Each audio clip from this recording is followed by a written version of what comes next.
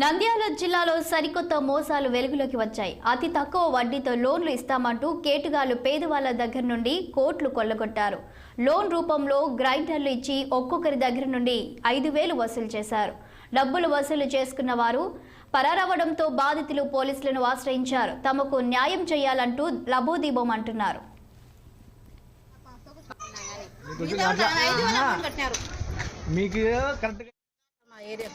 వచ్చినారు. వాళ్ళు ఏమన్నారంటే 10 మంది గ్రూప్ కార్యమ్మ మీకు 50,000 లోన్ ఇస్తాం. 10,000 కాడ నుంచి 1,00,000 రూపాయల దాకా లోన్ ఉంది మాకు.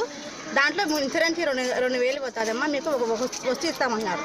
ఆ వస్తువు 10 మంది తీసుకోవాలా. తీసుకున్నప్పుడు మీకు నమ్మకం దాన్ని కట్టుకుంటే వాటైతే మీకు లోన్ ఇస్తాము 50,000 అన్నారు. ఆ తర్వాత మేము 3,000 కట్టినాం సార్. ఆయనకు 10 మంది జమ అయ్యి 3,500 కట్టినాము. కట్టినాక ఆయన ఏం చేసినాడు, మళ్ళీ 2వ కంతు పెట్టినాడు. దానికి మేము 1,200 కట్టినాం సార్.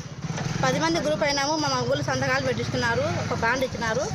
ఏమంటే ఇంకా మాకు ఇచ్చాడు కదా అని మళ్ళీ నిన్న కానీ కట్టించుకున్నారు సార్. డబ్బులు కట్టించుకొని వాళ్ళు తిరగబట్టి 4 రోజులు అయింది. నిన్న లాస్ట్ రోజు ఇవాళ మాకు డబ్బులు ఇస్తా అన్నాడు 50,000. 18వ తారీఖు డబ్బులు ఇస్తా అన్నాడు. ఇవాళ 2 రేషన్ కార్డు జిరాక్స్, 1 ఫోటో.